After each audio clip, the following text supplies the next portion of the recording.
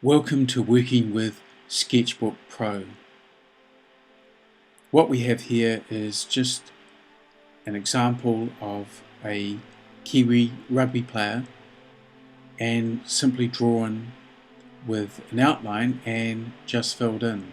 So here it is, just the finished version. Just hit the tab key to turn it on or off so you can see it. Here's the two layers, both line and the colour. What we're going to do is just create a drawing. Just going to, for convenience and speed's sake, just work with the head. So just create a new layer just to begin with. Give it a name, and this is going to be the base layer. We were just going to create just a rough drawing to begin with. Just working with the freeform tool just to start dragging out. Just using a blue colour just sort of to basically indicate where you want the line to go. But the freeform tool sort of is great to work with for the loose shapes, but it sometimes doesn't give the sharper corners that you want. So I'm just going to turn that off and just work with just the pencil tool by itself. Totally free form. Now this is just purely just to get the shape. Okay, so not creating the whole object here, just creating a bit of the body, just holding the rugby ball. This is a Kiwi Rugby Player, remember? And just want to get just the base art, just to get a feeling for how it's going to go. As soon as this is put together, I'm just going to put some outline on there, just using the ink tool, which is a sort of ink brush tool. Works just like the traditional ink pen, but works great with black line as well.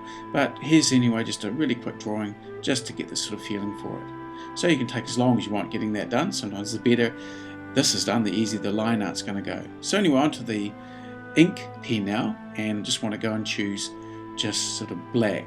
Black sort of is just really just the key colour for the outline that I want to add to this. Okay, so I'm just going to do the basically just work out probably the beak first actually. So I'm just using the radial tool, just extending it out, and just want to get the shape just of the beak. So this tool's really great to work with and just makes it nice and easier than the freeform tool sometimes. Of course it's been around for a lot longer, so probably just used to it. Still it does a good job. Just choose the colour palette that you want. I'm just going to stay with just the normal colours here, and I'm just going to use the black just to get the feeling of that. So I'm just getting the beak started. Might not be just perfect yet, but you can use the eraser tool at any stage just to rub things out and just keep working with it. Obviously just the advantage of working in a digital environment. So just moving the radial tool in, just stretching it just to fit, just using the thick, thin features just to get that lovely feeling as well. And then just turning the radial off and just doing the rest really sort of free form, just to get the base of the neck and the beak. Now I'm going to go back with the radial tool just to actually start creating the eyes. Now the furthest eye needs to be a bit smaller than the closest eye, so just remember that. Doesn't matter which one you do first, just make sure that you actually do recede the size a bit. So as you can see, it's coming together pretty quickly using just free form and working with some of the tools like the rulers, in this case the radial tool. I might use the radial tool to get some more or nicer effects, even the freeform tool for this one, but just for the expedience sake, just doing it quite freeform. Although just to get the sort of shape of the shoulders might make it a bit nicer just to start that off to get that feeling, that sort of slick feeling, if you will, just to begin with. Anyway, just freeform to sort of basically just drop most of the other features in, just like the hands and the sleeves. Obviously extend the rugby player out just a little bit. Don't forget you need to be able to see the ball and see what you're doing, so make sure you get your eyes in there at some stage as well. So as I mentioned, this is just the top part of the body, just to get the feeling for it. So just to get the ball, it's good to use the radial tool again for that, because you probably want to get a better shape. So that's one real advantage. Just with the clothes, or the jersey, just chucking that out as a lined effect, and just quickly just playing to get a sort of a nice effect, loose effect with the hands, maybe pointing or stretching out to make a gesture to the ref. Not too sure, but nonetheless just getting that together. So anyway, really that's sort of the line done. So just adding in the base or the colour, just calling it colour, really just to get the with the colour, and make sure that you either lock the top layer, I haven't in this case, but just to show how this works, just to speed it along. So we've got the colour layer now, and just going to start colouring that in. Now I've just got just the brush tool there, and what I'm doing is just quickly blocking in shapes. Now I'm going to have some tone that goes in some of these areas, but it's actually, as you'll see just in a minute, it's easier to sort of block in the shapes to begin with. And of course the colour layer is below the line layer, just so it makes it easier to see, but as long as it's on a layer, of course you can move your layers anywhere you want.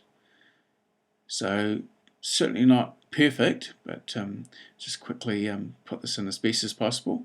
Of course, at any stage you could come and just fix up the line by using the eraser tool and just cleaning up any areas. Okay, so now that's in place, just gone and made a selection.